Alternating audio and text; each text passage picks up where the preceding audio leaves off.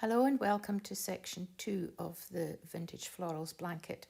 This is a broad border of granny stripes, but first there's a small border of simple treble and double crochet stitches, which makes a nice frame, I think, for the centre squares. The first part of this tutorial coming up is a little jerky, and I have to apologise for that. It's not anything I can change now, I'm afraid, so you'll just have to bear with me as we work through that part. It won't take long and the majority of it is absolutely fine. So moving on. So here is section 1 complete with all 9 squares joined together into one larger square, forming the centre, and this is what we're now going to edge. First of all, I want to flip the blanket over to the wrong side so the stitch marker is underneath, and we're going to be working the first round of granny clusters, treble stitches into the wrong side of the blanket.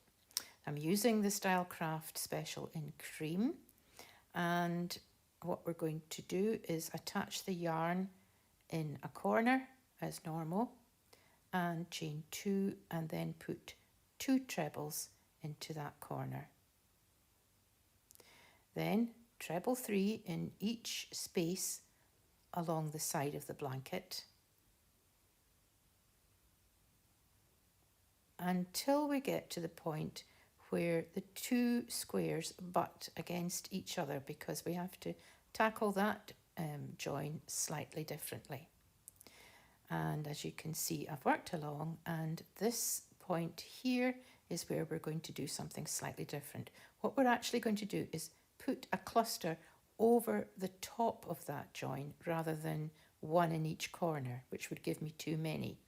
So to do that, start by treble 1 and then start a treble, another treble, but stop after the first part and finish it off by going into the next corner to make the next part of that treble. Treble 2 together, in other words, and then one more treble to complete that cluster sitting over the top of the join. The pattern will explain exactly what to do. So 3 trebles in each space, continuing along the side of the blanket. And then again, we're at another join, so it's treble 1. Start to make the next treble, but leave 2 loops in the hook, and then insert your needle into the next corner and finish off the treble and treble 1. Apologies, as I say, for this jerky video. We're almost at the end of it. When we get to the corner, it's treble 3, chain 2 and treble 3. And that's the first side done with these special clusters in between the joins. 16 in total, and I'll be back to show you when I've got all the way round and ready to start the next. Round 1 of this section is finished now, so that's the cream treble clusters all the way round, and there are 16, like I said, 16 clusters around each side. Now, the next thing to do is I'm going to be working with the batik yarn in, what's this one called? Graphite, I think. Yeah, graphite. This is a colour that I want to add in just to give a bit of a contrast to all the very sugary pale colours. So this is what we're going to use next, and again I'm going to flip. So I'm flipping the blanket over, and the stitch marker is there, so we're on the front, and I'm going to start in any corner, and this time we're going to be making treble stitches, not treble clusters, but individual treble stitches, and they're going to be worked into the top of each of the stitches all the way round. So I've attached my yarn and I'm going to chain 2 which is the equivalent of the first treble stitch, and then I'm going to put one more treble stitch into that corner. So that's chain 2, 1 treble. And now all you need to do is yarn over and find the top of the first stitch after the corner and put 1 treble stitch into that. And continue along, working into each stitch, not thinking about clusters of 3 this time, it's just 1 treble stitch into each stitch all the way along. When you get to the end, at the next corner, you'll put 2 trebles, 2 chains and 2 trebles into that corner to take you round to the next side. And that's what we're doing next. As you can see, I'll try and hold that bit closer. So you're working into the top of each of the treble stitches in the clusters. So I'll see you when I get to the other end of this side. I've just about completed the first side of my blanket with this treble stitch, and remember, if you're in the US, this is double crochet. So I've just about got along to the end, but I just wanted to show you that there is 1 extra stitch. Well, when I say extra, the very last stitch before the corner is quite difficult to tell. It's that one there. So I'm going to put that last treble stitch in there, like that, and then my 2 trebles for the corner. And before I finish that corner, I'll just explain that you will have, including the 2 trebles at the beginning and at the end, you will have 52 treble stitches all the way along. So I've done that, I've checked, I do have 52. I'm going to put my chain 2 and then start my next side by putting 2 trebles in to finish off the corner. Now I'll work all the way around until I get back to the beginning, and then I'll be back to show you what happens with the next part. The round of trebles is now complete. I've done all 4 sides and I've checked that I have the correct number of stitches along each side, and it's time now to start the next round. So flip the blanket over to the wrong side once more. I've attached my yarn in the corner, and I'm going to do a round of double crochet, which in US terms is single crochet. So this is the small double crochet stitch. So what I've done is I've attached my yarn and I've chained 1, which is the equivalent of a double crochet stitch. And then I'm going to go into that same corner and make another double crochet. And I'm actually going to make another one. Now I know that normally when we say we chain 2, that's the equivalent of the first treble or half treble stitch, but I feel that the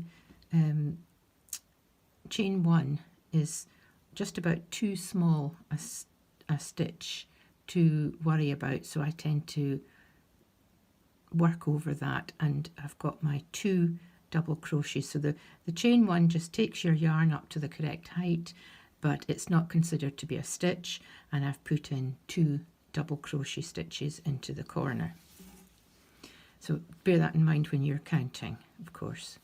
And a double crochet stitch just is a case of putting your hook into the top of the stitches from the previous row, pull up a loop, yarn over and pull through 2. Just about the simplest stitch you could do. And I'm just going to work around in each of the treble stitches with my double crochet stitch. And I'm using the James C. Brett Stonewash DK variegated yarn. This is SW6, the shade number. And this will give me a nice variegated row. It's going to be a narrow row going around, but I think the fact that it's in the variegated colours it will stand out quite nicely.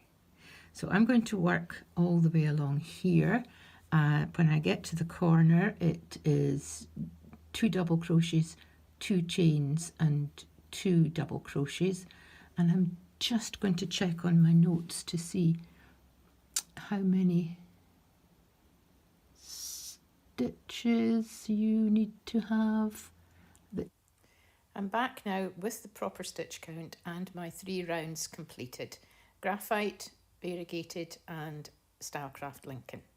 The counts are 52 for the graphite round and 56, up 4 for the variegated round of the double crochet, and 60 for the Lincoln round. So it increases by 4 on each round, and the count includes, of course, the 2 stitches in the corners at either end. Now it's time to move on to the 8 rounds of granny stripes, and of course we'll flip the blanket once more. Just disregard these ends, they will need to be sewn in a minute, but I want to catch this while we've still got some light in the day. So right, we're going to be using the soft peach for the first round, and it's a round, as I say, of these granny clusters again, worked on top of the round of Lincoln. Now we're going to start the border of granny stripes, and the first one is done in soft peach, and you choose any corner and start, as we do all the granny cluster stitches, with putting 3 stitches into the corner. Now the first of those 3 stitches is the chain 2, because that's the equivalent of a treble, and then there are 2 more trebles to go into that corner, which makes the first cluster, if you like. So that's 1 going in, and a second one. There you go. Next, we want to miss out 2 of these stitches, and we're going to work into the 3rd stitch along to make our next cluster. So let me just show you, I'll count it. That is 1, 2 and into the 3rd, with 1 treble, 2 and 3, and that's the start of this round. As you can see, it's fitting quite neatly in with the 3rd stitch along for each cluster.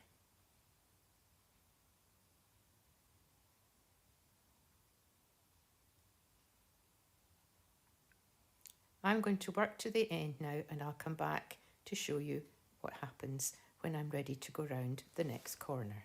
Here I am just about the end of this first round, or the first side, and this is what I want to chat about. When you get to the end, you will find that you've got 3 stitches left. So strictly speaking, you should be missing 2 and putting 3 trebles into this 3rd stitch, but that is too close to the corner, and so what I want you to do is miss all of those 3 stitches out and just work your treble cluster in the corner.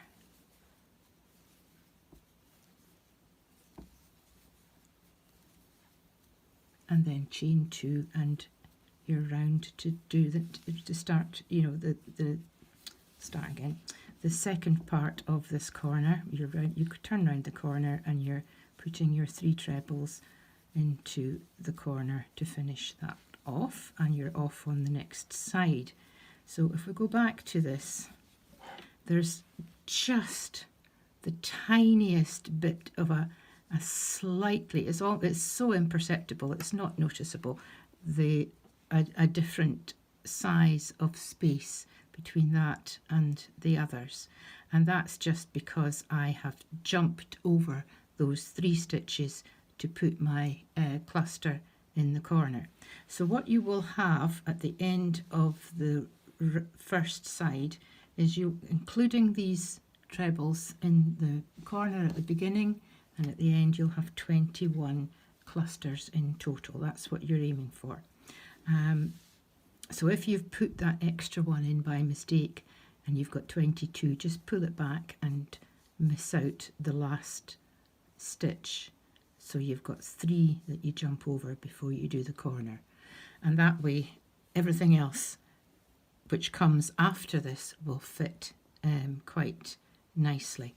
So that's what I'm going to do with this round. Now I'm going to go all the way round, and there will be 3 stitches at the end on each side which I'll jump over.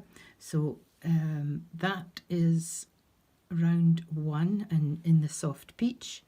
Then I'm going to do a round in cream, and then let me see what's the next colour. I think it's duck egg, and then cream again. So I'm going to be putting the cream in between each colour. And then I think it's back to this variegated yarn for the next round, and so on.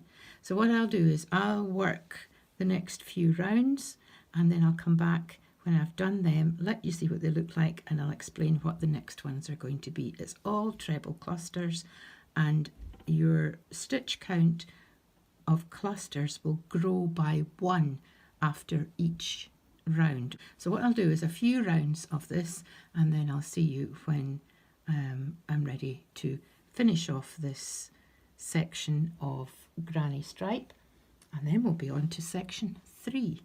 So I'll see you in a short while. I'm just popping back on again with a quick update on how I'm doing with my section of granny stripes. I've done 1, 2, 3, 4, 5, 6 rounds so far, and you can see that I'm alternating the cream with every colour. There are going to be 8 rounds in total, so I've got 1 more colour, which is going to be the batik rose, and then another round of cream, and then we'll be on to the next section. As I said earlier, when I did the first round, there were 21 clusters along one side, including the clusters in the corners, and it grows by 1 cluster each time you do a round. So that would be 21, 22, 23, 24, 25. There's 26 clusters in this latest round. 27. There'll be 28 by the time I've done the 8 rounds. And I am flipping the blanket over after each round. This time I've just finished this particular cream round. I'll be turning it to do the next one. And really that's all there is to say about this. The corners, of course, 3 trebles, chain 2, 3 trebles. So I'll see you again when I've got all my 8 rounds done and we're ready to start section 3. Just like that, all 8 rounds of the granny stripe section are finished.